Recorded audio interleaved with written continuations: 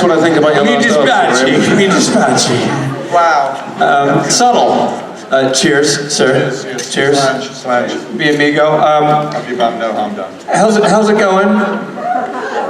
Everybody good? I see Graham out here answering questions with such earnestness and such gravitas, and pretty spot on accent of some kind too. And yeah, we're here to screw that up, and I apologize. You class up the joint to a level that scares me, and I don't know how to respond to class clearly. I won't comment on that. I believe that speaks for itself. Yes. Are you guys having a good time? Woo! Yeah. Woo! Ditto. Graham, could you give me that one more time? Woo! That's as excited as he gets. I don't necessarily buy it either. I feel like No. That's fine.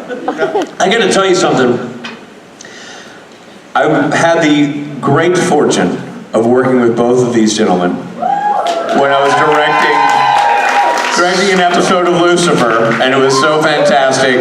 I was in awe of both those guys. It was an honor and a treat, truly. Oh, What a nice man. I've already said lots of nice things about you today, Richard. I've used up my quote. oh shit. I'll go back and watch it on the Twitterverse. But having spent a pretty good amount of time with Tom now, having traveled with him a little bit, and spent some time in a room with him, haven't spent a lot of time with Graham, and it's been an interesting day because Graham is a fascinating guy. I had dinner with him last night, hung out with him this morning, and he's just like I said, he's the rock. He's steadfast. He's established. He's the rudder of the ship. In fact, he also used to be called Dwayne Johnson. Yeah, not a lot of people know that. Look, Dwayne Johnson. Yes, McRock. Well, I found out that he can be an emotional man, but only when facing a 35-year-old Scotch, in which case he really comes to pieces. That was the most emotional. It was a life-changing moment. Yeah, so we have, Daniela is nice enough to provide us with high-quality beverages in the green room.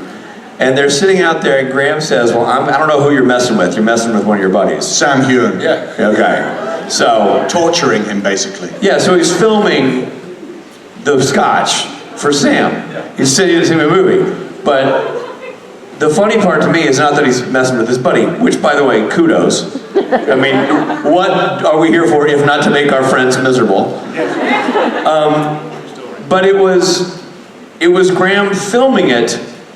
It was Graham's involuntary sound effects that he's making while filming it. He's going like, oh, sweet Jesus, that's beautiful. Like, oh my God, oh, look at you, you're 35 years old.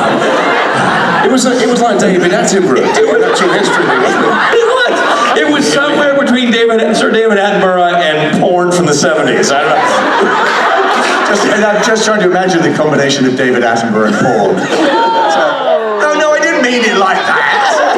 I mean like watching David Attenborough. No, I'm not saying... Wow, I said you were classy too, man. You were the one that brought up David Attenborough. Oh yeah. Okay? Sir Dave. Yes, I did get a bit overexcited. And I passed that on to Sam. The excitement. Yeah. Not the David Attenborough. Because that would be really weird. Sir David Attenborough narrating 1970s pornography is something... It's got Netflix written all over it. I feel like a clever editor could make that work really well. That'd be okay, you've been assigned a task. Good luck, everybody. Here we are, deep in the undergrowth. I wish she'd shaved. Stop now. As I'm just saying as a friend. Sorry. Pull back, as David Attenborough said. We've arrived too close to the bush. Should we get the hell out of this one and take questions? Yeah, I don't know how the ripcord. This is all going to go very badly. Yeah, it's going to go pear-shaped here. So which side were you on, Dan? Where should we go? That one. Which one? All right, we'll go over here. By the way, I heard that one. That helps. That one. Okay, we'll go over here. Hi, so the original question was for Graham. Ask Graham. Yes. Do it. No, my question was, what was your favorite part about being on the set of Outlander? Oh, my favourite part of being on the set of Outlander? Yeah. Well, I mean, to be honest, it was a lot of it was just being in Scotland. Actually, it was going back there, and I'd done a lot of my theatre in Scotland, most of my theatre in Scotland, and it's really, I guess, where I became. What are you doing? Nothing. Just carry on. I just get very nervous, especially after the David Attenborough. Yeah, being in Scotland, working with a lot of people I did Scottish theatre with, came on as guest stars and stuff, and that was really lovely. And living in Edinburgh, and then working with great people, making friends that I still have to this day. So that was, and from the character point of view. Again, Dougal was a complicated guy, so that was a fun thing to perform. And he wasn't perfect by any means, but who of us are, really? Well, it's funny you should say that, Graham. Perfect segue. Of course, Tom. Where are you from in Scotland? Because I don't know. I was born in Glasgow, but I left when I was very young. To go to England and Canada. I mainly lived in England and Canada until I went back to Scotland.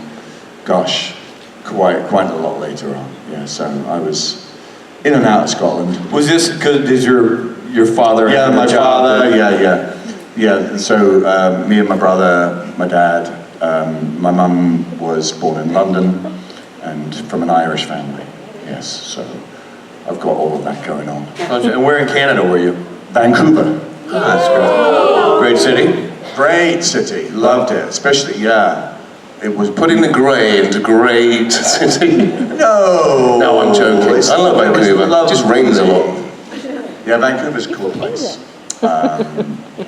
Much more sunny than Glasgow. You get back there. You get back to Vancouver frequently. Yes. My family is still there. Well, my sister's there. My uncle, my cousins. Yeah. Because that city has changed, I would imagine. Yeah, very much so. Where we lived, we were near, I don't know how well you know Vancouver, anybody, but we were near an area called Southwest Marine Drive, near the UBC, and it hasn't changed at all, but nowadays, a house that you could have bought for virtually nothing goes for some ridiculous amount of money. Yeah. Ridiculous. So, it has changed a lot, yeah. Thank you for your question. Yes. You over there. Hi, question for all three of you. When you approach a new role or character, how do you prepare for that role? Do you have a routine, or what do you do?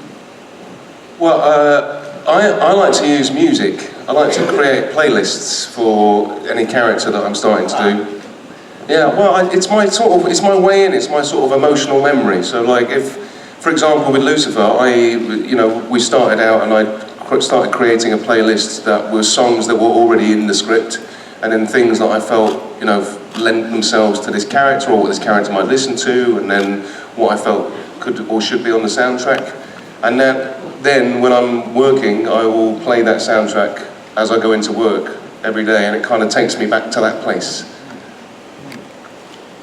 Now that's actually, I've done that a couple of times on stage, that I've listened to particular songs before I went on, just to get myself in the mood, to get the feeling.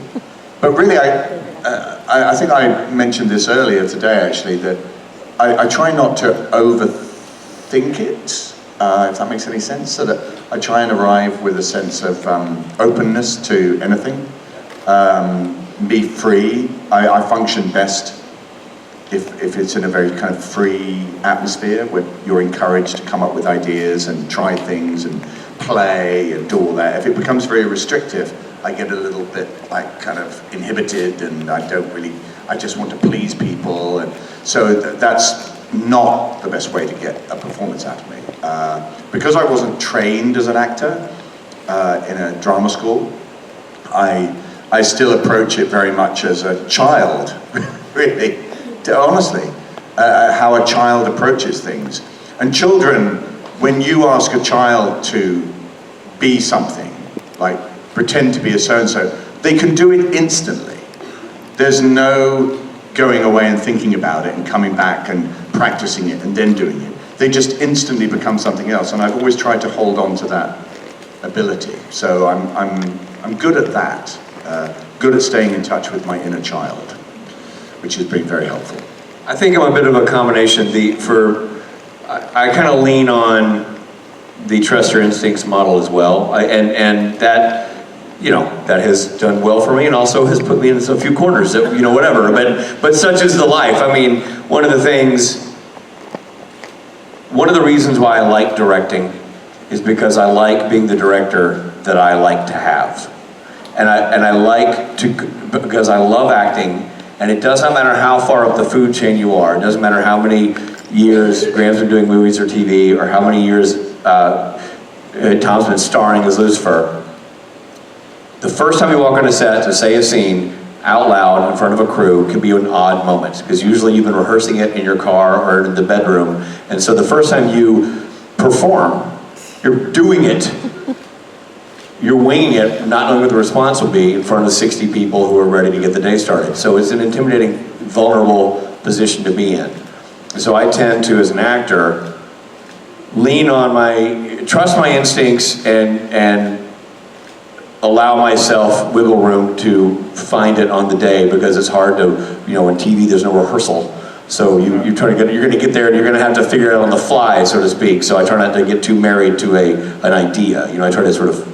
And Richard, I'm gonna step in and kiss your ass for a little bit longer. But as a director, Richard is exactly what I would want to come and do, come and work on a show that was already up and running, or if it was something that we started off originally as well.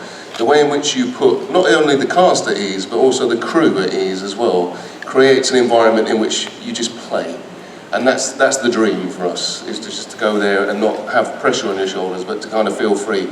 A lot of that comes from doing your preparation beforehand as the actors, knowing that you have no rehearsal time. But for someone to kind of encourage people with an energy and a kindness as well, and an understanding about how it all works and not just about the actors, he is the man, this guy right here.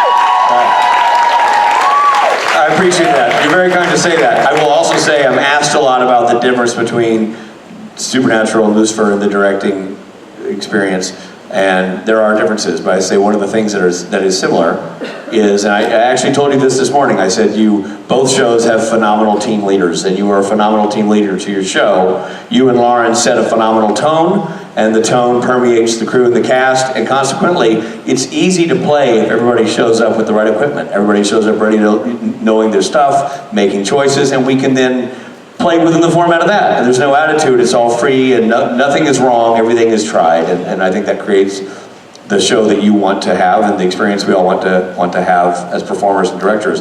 I too, as a director, oddly enough, I listen to music as an actor a ton just because I like personally music a lot. But as a director, I have a playlist for every episode I direct. Interestingly, I don't do that necessarily as a character, but I have a playlist that then I become obsessed with, and it becomes a loop. And even if I'm taking a break, I'll put that back on, because if I blocked that scene, or if that scene struck a chord with me in a song, I had that song, I'll play that song, just sort of get myself, because we move so fast in TV, I can play that song to go, right, this is the tone of this piece. So, interesting how there's a lot of overlap in our approach, Thanks. Thank you. I love you guys. Love you guys. You, young lady. Hello. So, first of all, love you all. And it's not my first convention, but it's the first time that I ask a question, so bear with me. You're doing great so far. You're recognizing the mic as the tool for the job. You got in line. I mean, so far, It's going really well. home run. It can only go downhill. Thanks. It's going to be a great question. Please carry on. So, you're part of the JIBL2019, and you all work together. I was just wondering, does it get easier to work together since you already know each other on a personal level, or does it make it a bit complicated, especially from the director point of view, if you need to give notes to any of your actors, also friends? That's a good question. I mean, when Graham turned up as a priest on day one of Lucifer, I was like, you having a fucking laugh? You, a priest? Really? You're a monster. No, I think again, it kind of falls into that thing about being at ease, because feeling at ease and feeling relaxed, or creating a relaxed atmosphere, is the best possible atmosphere for creativity to flourish. So I think, yes, I think it does help. Like if you've got mates that you trust and you respect, you respect not only them as a friend, but them as their talent that they have to bring. I think that only helps the process, for sure. Yeah, I mean, the film that I'm planning to direct at the end of the year is just going to be filled with, essentially, people that I know, for that very reason. Because you have a shorthand with them, you trust them, hopefully they trust you, and yeah, it brings an atmosphere that saves time and money, and hopefully will actually make the thing more creatively interesting to you. So if you can, yeah, I would go for that, for sure. Yeah, I think there's a certain amount of trust. I mean, again, I'll use Tom as an example. Tom and I knew each other as buddies, but to go in and direct a show, I didn't find that, maybe you speak to it differently, but I didn't find that odd at all because it's a trust thing. It's like, I know what Tom does and I respect what he does tremendously. I'm there to facilitate telling the story that I've been hired to tell and utilizing the talents that I have at my fingertips, not to get in the way or not to impede. And so to me, I think Tom knows that would be my goal, and we know each other. Sure. And I think there's also a safety in knowing somebody well enough to go, no, I don't like that. That's not, you know what I mean? Like you're comfortable going,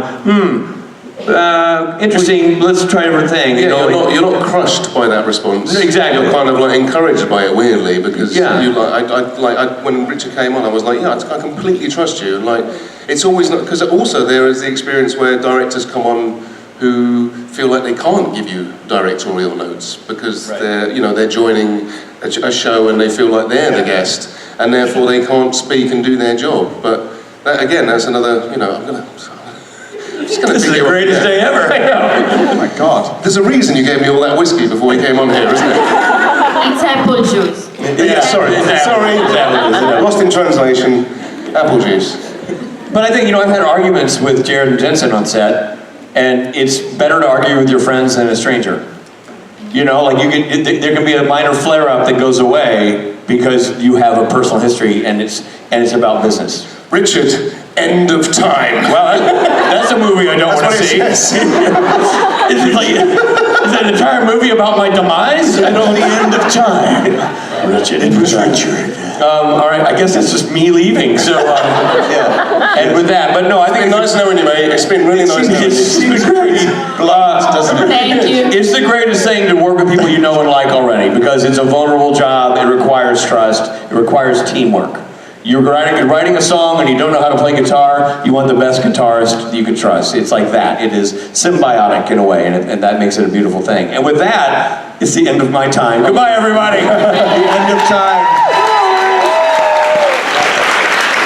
That's great. Very good. Graham McTavish, End of Time. McTavish, end of time. Who is asking a question now? Oh, hello, darling. Yes. How are you? So I couldn't decide between two questions, so I guess I'll let you choose. Do you want the deep, insightful one, or do you want the shallow one? The shallow one. The shallow one. Do you want the deep, insightful one? You always do, don't you? Thank you, Mr. Attenborough. Here he is, foraging amongst them. So he wants the deep, insightful one. I'm all ready for a deep, insightful one, but if Mr. Shallow here wants that, then who am I to say no? Okay, so for the shallow question, you guys are both pretty buff. How much can you bench press? Oh, well, that is shallow. I have no idea, actually. I have no idea. None. I've just got Paolo just adding weights, going, okay, again. If you're training with somebody, they just add weight when you're not looking. And then, yeah, I honestly, I have no idea. None. So make up a number. Make it up. Make up a number. Make up a number. Oh, 200 pounds. 205. Next. I totally walked into that. Totally walked into it. Well, thank you for that very shallow question. Maybe we'll get the deep one later on. Yeah, I'm going to stop there. Stop there. Yeah, I'm going to stop there. It's fine. Madam. Hi. I Hello. want to ask you, do you like traveling and which countries do you want to visit? Do we like traveling and which countries would we like to visit? Yeah. Well, do you know, weirdly, we've got I've learned that we have a big fan base in Brazil. Yes. Who's from Brazil? For fuck's sake. Oh my God. Okay. Wonderful. That's great. I went to Instagram last week. Instagram asked me to come in for a meeting to talk about how to Instagram, because I'm really bad at it. No, just kind of utilise... We need to talk to you, Tom. Yeah, exactly. It's about photos. But they explain... It's helpful if you take a photograph. They explained to me that they sort of broke down all my statistics. 35% of my followers on Instagram are from Brazil. Really? And I've never been to Brazil. That's So I amazing. think I should go. Yes. Thank you for the one person I obtained response to that. There you are. Yes, I think maybe that's a good idea. No, I love traveling. I do. I've always traveled. My father was a pilot, so I traveled where he was working and all of that kind of thing. So it's always been a part of my life. But places that I've always wanted to go to, well, let me think. Iceland, never been there. I've always wanted to go there. Yeah, Iceland is supposed to be amazing. Finland. There they are. You said that on purpose, so you knew they were there, didn't you? I might have done, but no. Finland. Only because off stage you went, I've just Scandinavia met some people from Finland. Scandinavia generally I've always been interested in. There's other, I love Japan. I've been there a couple of times. I've never been to Japan, I need to go there. That is an amazing, Yeah, I'd love to amazing do that. culture. Parts of Africa that I've never visited, that I've always wanted to visit. I loved going to India. I'd love to go back to India. Let me think, where else? Alright, stop showing off. Vietnam, good I've never Lord. been there. I'd like to go there. Europe, there are parts of Europe. There's a few places in Europe I've not been to. I've been to a lot of Europe though. I can imagine. Russia, I've never been to Russia. I'd Me like to go to neither. Russia. Who's from Russia? Do you think we'd have a nice time if we went to Russia? She's from Russia. Oh, yes. We would have a nice time if we went to Russia. I'd like to go there, yes. Always. Oh, I remember meeting people who'd come to HobbitCon from Siberia, which I always thought was amazing. Siberia. You know, you just think of it, it's like a sort of fantasy world that you don't think exists. Well, it's like Narnia, isn't it? Yes. Where have you come from? Narnia. Really? Wow. That's a long way away, isn't it? No, it's just through a cupboard. Anyway, moving on. Next question. Where are we? Are we over there? Hello. Hello. Hello. My question is, what do you guys think Father Kinley's hell loop would be, since he has no guilt That's a great over question. what he did to Well, Chloe? that's a deep That's a question. great question, because we were talking earlier. I said, Graham, do you think you'd ever come back to the show? And he was like, how can I? I went, well, because Kinley's in hell. And Yes. that is an option for us as writers. Yes, Kinley, what is his hell? Well, I guess, if I want to get really deep about it, being, as a religious man, Kinley is obviously a deeply devout Christian, being deprived of God, I imagine would be his real hell. Having no access to what he regards as salvation and a blessed life. Because, you know, however you view him as a character in the show, he was motivated, I think, by wanting to do good. I mean, he believed what he was doing, but thank you, Satan. But yeah, so I think that would be probably his hell, and how it would be manifested. Rap music?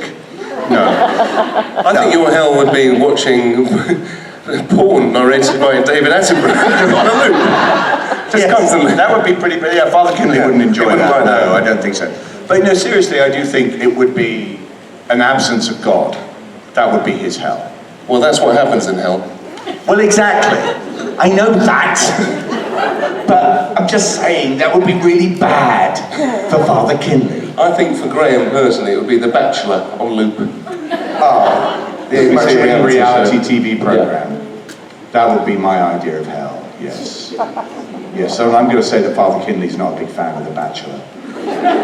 Even though he is one, of course. Oh, yes. But maybe in hell, he's less of a bachelor. Who knows? There's something to ponder on. Thank you. Thank you, that was a very interesting question. Who's next? Hello. Hello. How are you? Hi. I just want to say, still, not my first time, but asking question is still embarrassing. Oh, don't be silly. You're fine. You're fine. Go ahead.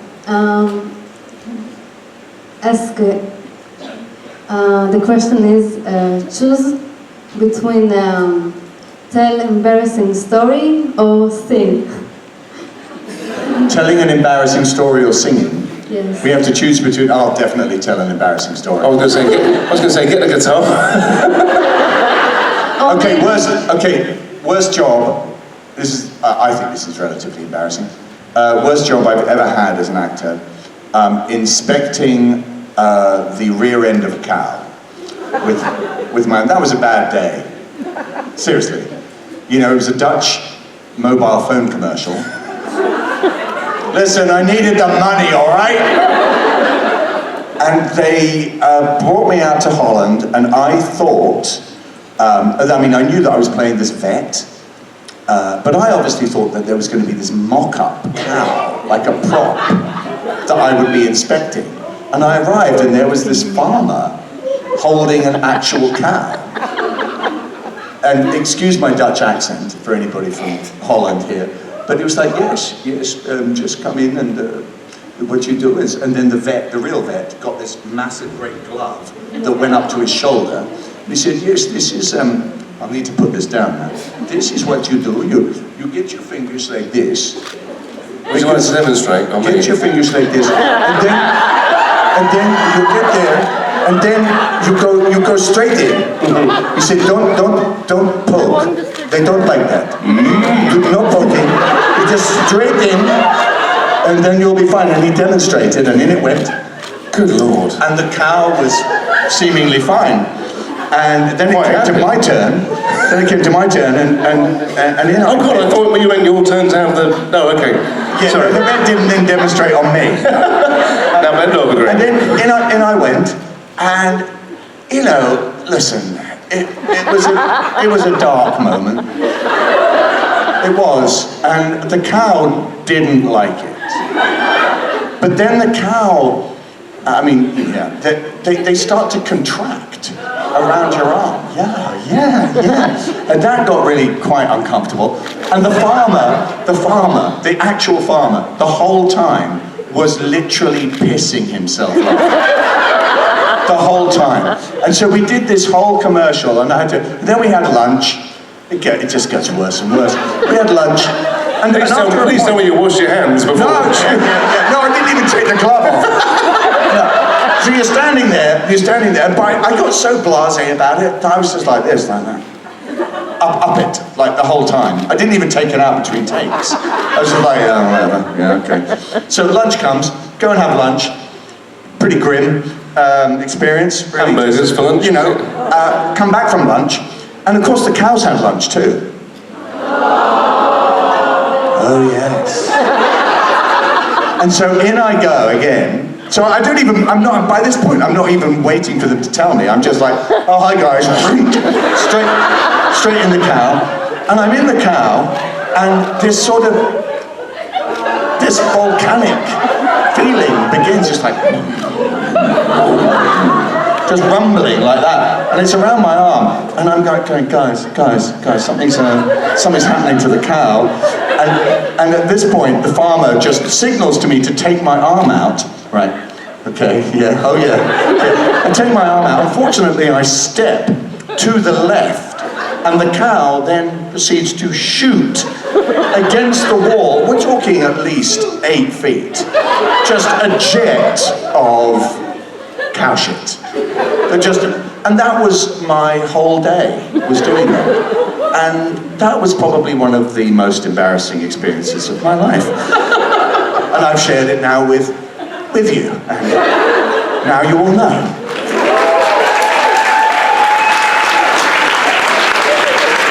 Perhaps I should have sung. Yeah, you should have done a song.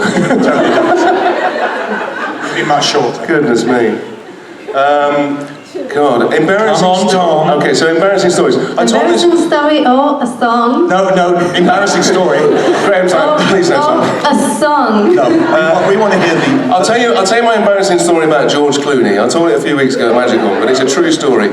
So I was doing a show called Rush, and when we were doing the pilot of Rush, we were trying to sort of, you have all these sort of mood boards on the wall about who is this character? He's cool, he's suave, he's sophisticated, and then you have all these like iconic images of people that you think are like that. One of which, in the centre of the board, was George Clooney, and I'm like, yeah, he's fucking cool. Yeah, I want to be like George Clooney, that's what this character's like. He's got that suave sophistication, he's cool, and women love him. I am shooting in Vancouver at this hotel, and we're 2 weeks into shooting, and I get home from work one night, and I think, God, I'm really aching, my bones are aching, and there was a hot tub at this hotel, but it was on the 3rd floor, and it was outside. But it was December in Vancouver. Oh, and I'm like, I get back to my hotel, I have a shower, and I think, I really need to, I'd love to go and sit in the hot tub. I'm going to do it. So I didn't have any swimming trunks. Oh, so good. I put on my pair of underpants that I should have thrown away 2 years ago because they're all split around the fucking sink. Around it. Yeah. I put them on, emergency emergency swimming trunks, and then I put on the hotel robe, and then I put on my Ugg boots, my man Uggs, classic. Wow. And if you can imagine it, there's a very pale British man in a robe that I had realised after the fact was the his and hers robe. It was the hers robe, so it came to always good. So I'm from here to here, pale and hairy, and then for the rest of it, just not looking that cool. But I thought, do you know what? I've not seen anyone in this hotel for the entire time I'm here. I'm just going to go down like this. So I go out to the elevator in the hotel. I buzz the elevator's doors ping open, and George Clooney is standing there in the elevator. And I'm like, it wasn't meant to be like this. All right, George.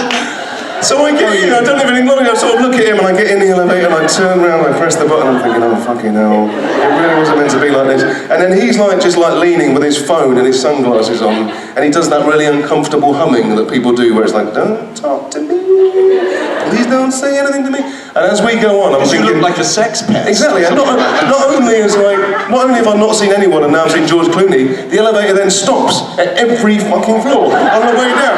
So people get in and I'm like, all right, yeah, that's George Clooney, and I'm this. And it was awful. I got out on the floor and I was absolutely mortified. Anyway. That's lovely. I love that image.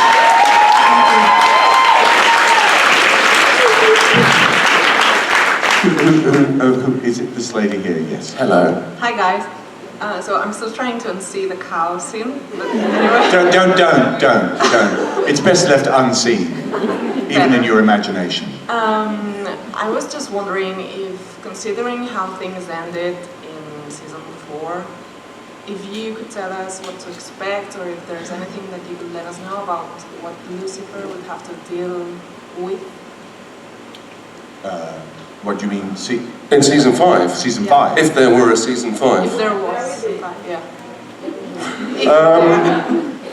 Well, I mean, obviously, spoiler alert, wherever he ends up at the end of season 4, we need to get him back out of there, unless we bring all the other characters there, and that's going to be like a Game of Thrones episode, to be honest with you. It could be interesting. It could be interesting. Very interesting. Honestly, with Joe and Ildy, who just guided the Lucifer ship from the very beginning, I don't have a lot of ideas about where we go story-wise, but when they come and tell me what the new story is, I'm always like, what? Really? Oh my God! This is great. So I entrust them with the stories, but I know that they've got some ideas about season 5. I just don't know what those ideas are yet. Okay. But we need season 5 first. There's always a hashtag season 5 Lucifer or something that we could arrange. Also, I love the creep rendition that you did, so thank you. Which one, sorry? Creep rendition. Oh, thank you very much. Thanks. Thank you. It was a song that I did on the show. Beautiful, I'm sure. Yeah. He doesn't care.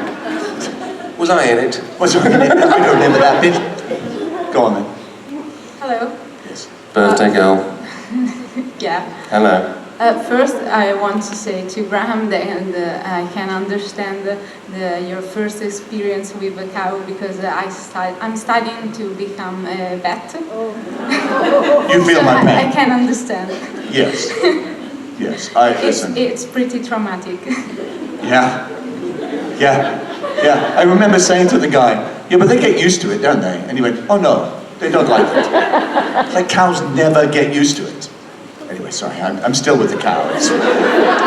It's fine. Anyway, my question is for both of you, and is who is your angel and your devil in your real life? Oh. Wow. Graham. Wow. Well, actually, one of my angels in my real life, obviously my missus, but Rachel Harris, who plays Dr. Linda. She's can I actually, do you know what? I said I'd read a text message from Rachel Harris that she sent me last night, because she's only just watched season 4 of Lucifer. And this is how amazing Rachel Harris is. Hold on. Oh Jesus, 46 messages, who's that from? Ricky. Okay, oh, it's on that text chain, of course it is. So Rachel Harris, goodness me, where does this come in? Okay, this is Rachel. This is a text from Rachel to all of the cast on Lucifer and the producers last night, except Graham. Did you not get this? No. Charming. Sorry. No, really. I just finished the season. I am beyond moved. Tom, please don't go. Please don't leave, Lauren. I am shattered. Lauren, you were so vulnerable and open and so funny, just beautiful, and took my breath away. I love you, DB. You have such a calm strength, and I love the proposal so much, and I love the angel baby Charlie. Kevin, please love Amy so much. You are good, just so good, damn it. And please rap more next season and have awkward conversations with Amy. Amy, more nudity, and I think your confession to Kevin is what started the years. My God, so honest and perfect. You two together break my heart and give me hope. Leslie Ann, you are a force, duh. You deserve someone who is ready for you, and holy shit, that last fight scene and your final goodbye to Inbar. Gutted. Inbar, you are a beautiful open heart who will find yourself and then fall in love. You were Confection this season and the ideal Eve, and now you will get your own show. Probs. Hildy and Joe, I love you guys, and I love our show, writers, cast and crew, and I'm beyond grateful for you all. Tom, what can I say? You are effortless and commanding, funny, naughty, kind, and all the good things, and you will be 007 when you are old enough.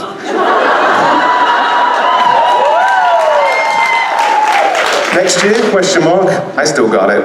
I can only hope we get to do it all again soon. I love you all, you beautiful, fantastic nerds. So much more could be said. Could it, Rachel? Really? So much more could be said, but as you all know, I can't stop myself, so I'll call you all separately. Get ready to block me.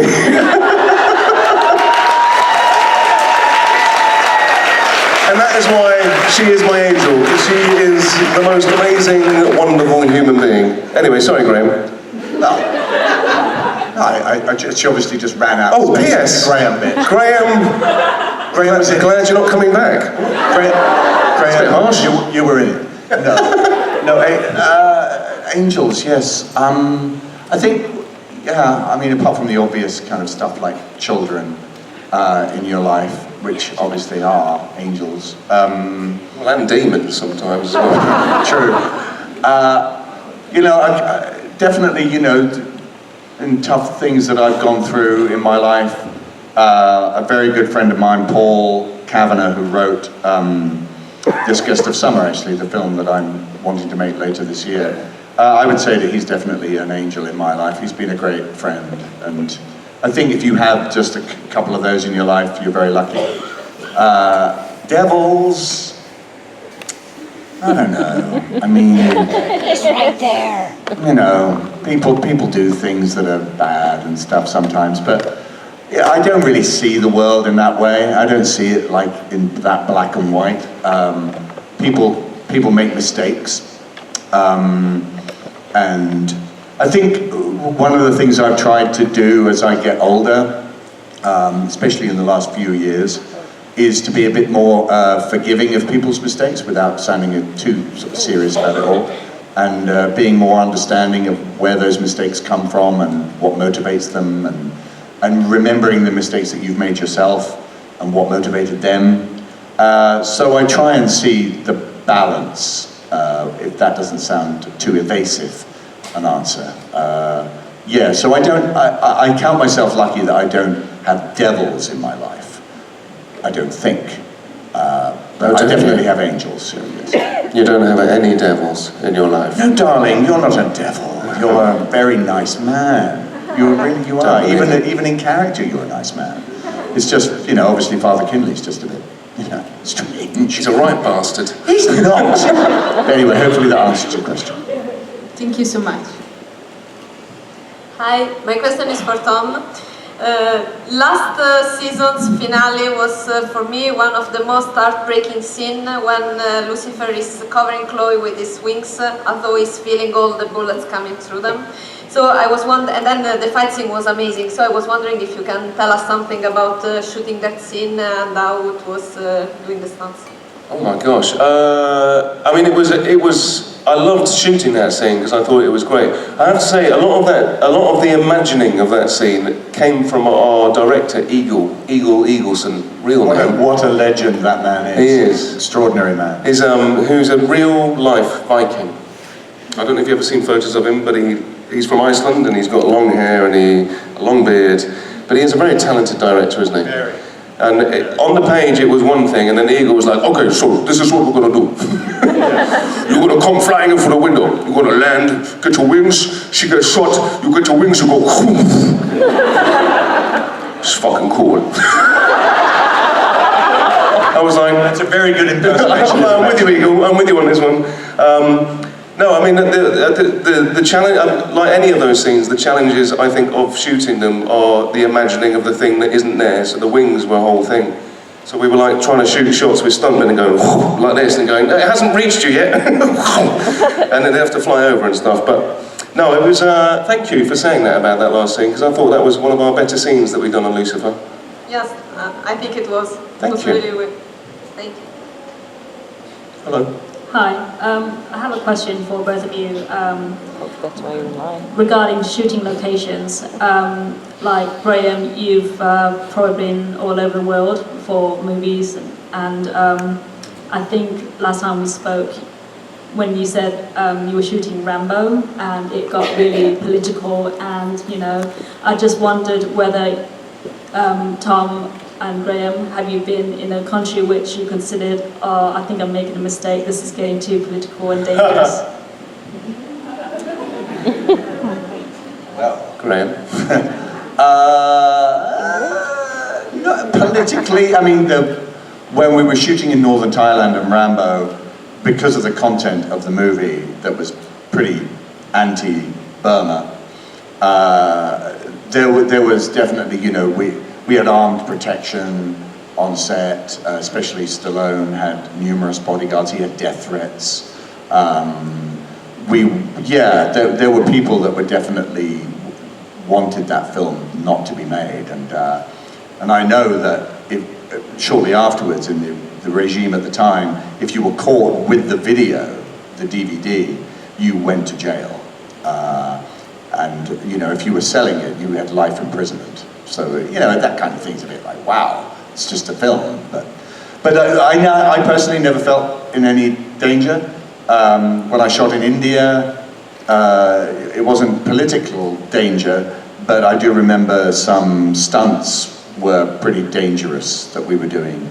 The kind of gunpowder they use in India can vary between something that's just like literally a damp squib going off to a bomb exploding, and it's the same charge. So you never know quite. I remember a gun carriage being fired in the air that weighed, like half a ton, and it nearly landing on the camera crew, that kind of thing. So there were definitely, moments where you felt in danger. But there's something else I've learned as I've got older as an actor, is to know when to say no. When they ask you to do something, sometimes they just go, oh, it'll be fine. We go, no, I'm not going to do that. You need to get somebody else to do that. When did you ever say no? Yes, Graham, when did you ever say no? I did on The Hobbit at one point. We did some pretty crazy things on The Hobbit, but there was a scene on horseback, and the horses were very, very distressed. They were in hairy suits that Peter Jackson wanted them to be in because he wanted them to look different to normal horses. And they were very hot, and they'd been out there since the beginning of the day, and we didn't get to shoot with them until like 2 in the afternoon. And it was a boiling hot day. And we got on the horses, and we're going up the hill. It's a pretty straightforward shot. And Martin has to come running towards us with the contract.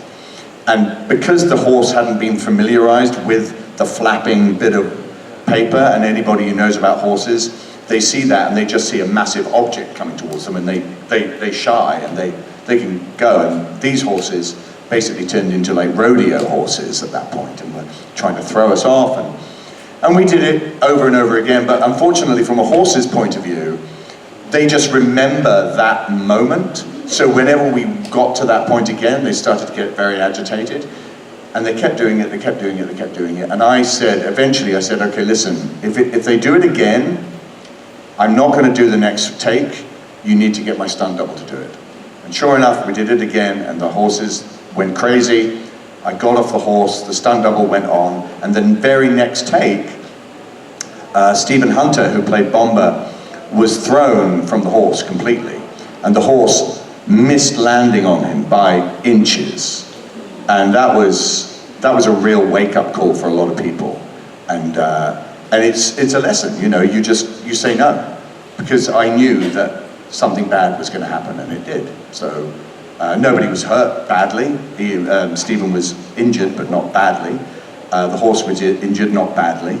But it could have been a lot worse. So you just have to judge it after a point. And remember that at the end of the day, you're only making a film. It's not, you know, you do have to remind yourself that this is a story that you're telling, not real life.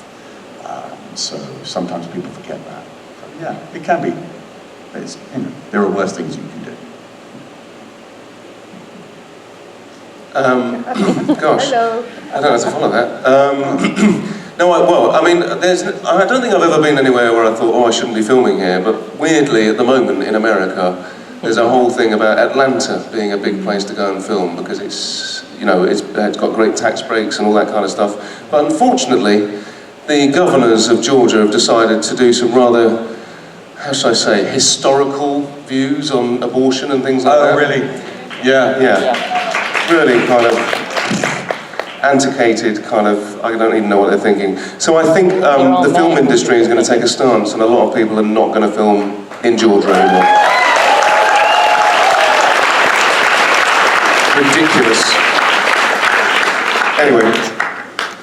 Next question. Thank you. Thank you. Hello. Hello. Hello.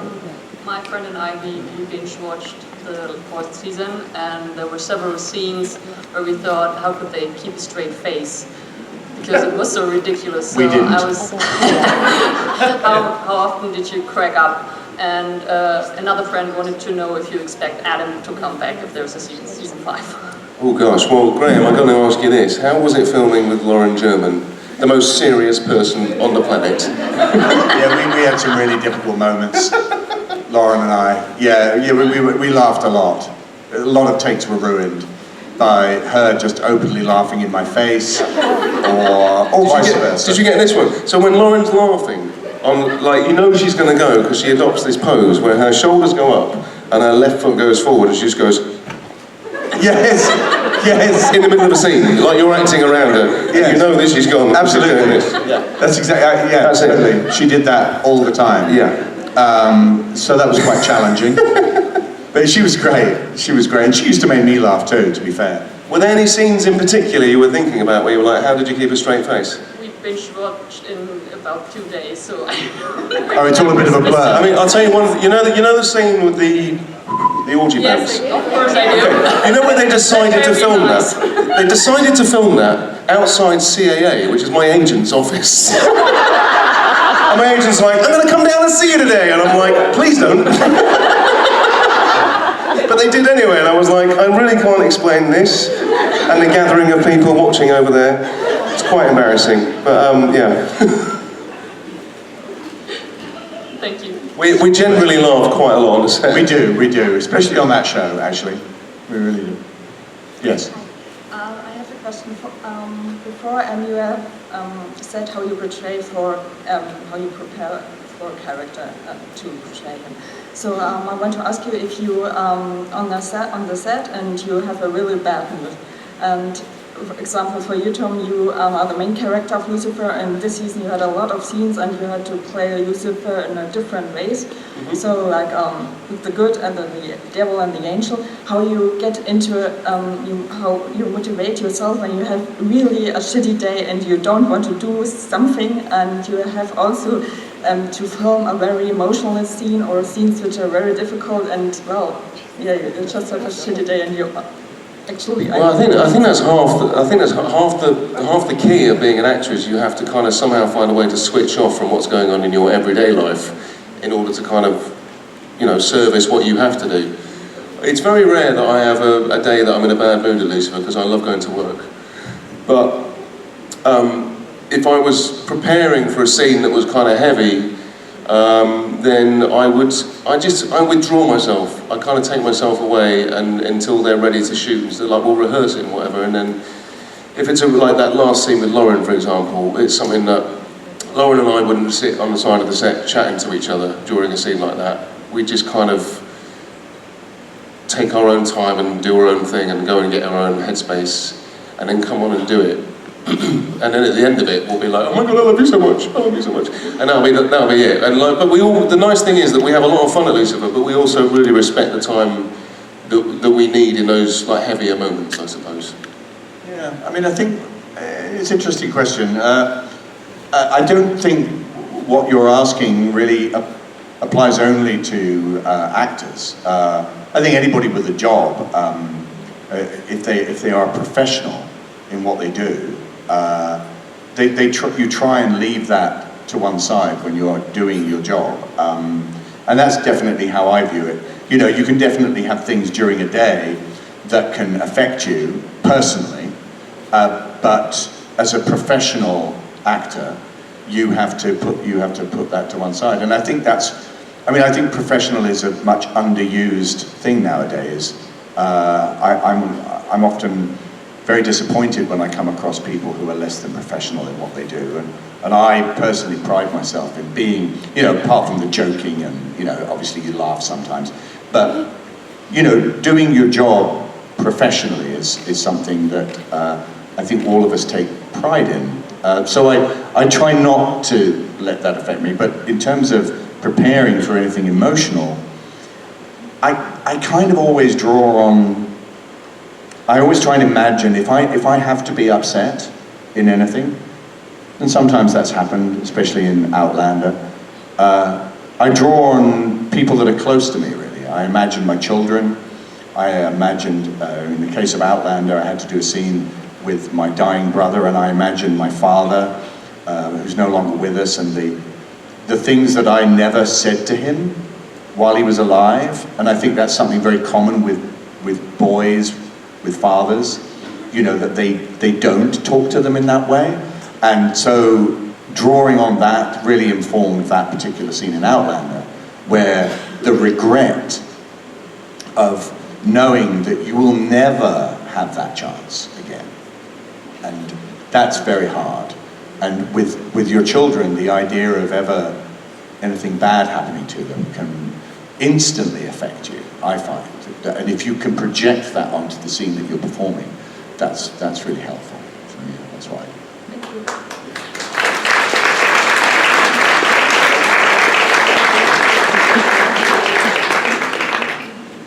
Right. Where are we? Over here. Hello. Hello. What's your name? Where'd you come from? Christina, and I'm from Czech Republic. Oh, very good. Nice beer. Yeah. Yeah. I bring you someone. Thank you. So my question is for Tom, and I know that you're musically talented. And is there any musical instrument you always wanted to try or learn to play, but never got a chance or time to do so? Well, weirdly, given what I'm doing on the show, I always wish that I'd learned the piano properly. Because I think anyone that can play piano, you can kind of, that's it. You can sort of, you know, if you know your way around the piano, you basically know your way around music. So, yeah, that's always one that I have deep regrets about. I wish I'd learned the guitar a bit earlier. And, you know, the harp.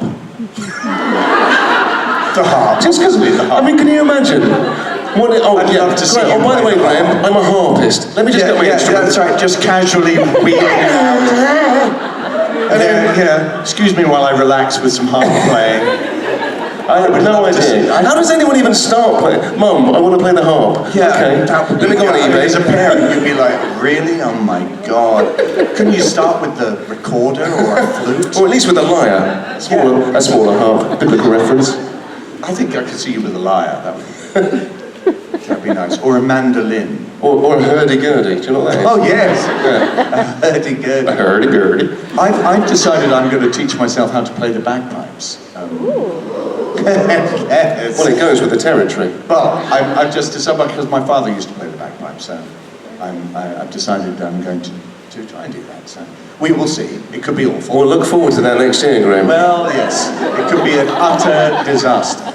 But if you bring the bagpipes, I'll bring the hurdy-gurdy. It's a deal. We'll have a right old wind off. It's a deal. We'll clear the room. Farting away on stage. Nobody will want to stay. Hello. Hi.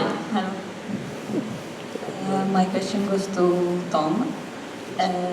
You play a biblical character, so how is that possible to put into practice the advice that you receive from your psychiatrist, who belongs to the scientific world?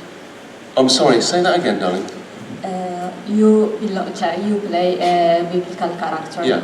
So how is that possible to put into practice the advice that you receive from your psychiatrist, who belongs to the scientific world? Oh, so I play a biblical character, but because I'm receiving scientific advice. Because how does that work? Yes, well, I think that's part of the fun of the show, is that you've got these two worlds that collide, basically. Yes. The thing I love about the therapy sessions with Linda in the show is that Lucifer comes across as like a really underdeveloped 5-year-old a lot of the time. Like he feels like emotions are something that you can just like put in a box, and then if you put that over here, then that'll sort that out, and that'll sort that out, and that'll do this, and that'll do that. He hasn't got a grasp of the kind of the ambiguity and the intricacies of human emotion, basically. So there's a lot of fun to be had in that you've got a fully formed, grown character who's like been around forever, who actually really doesn't understand what these things, this new currency that we're talking in, basically. So yeah, I think that's part of the fun of the show, that we get these two kind of worlds colliding. Now we have the very subtle message here. Time to go. Oh. Please tell me, why is there a little red dot on your head, like an assassin? I can't help but take that personally, like as a form of criticism. Yeah. Time to go. Yeah, you've done enough. Just leave now. So I'm afraid we have to depart. Otherwise, bad things will happen to us. But thank you for being so lovely, and thanks so much for your questions. Thank you. Thanks, guys.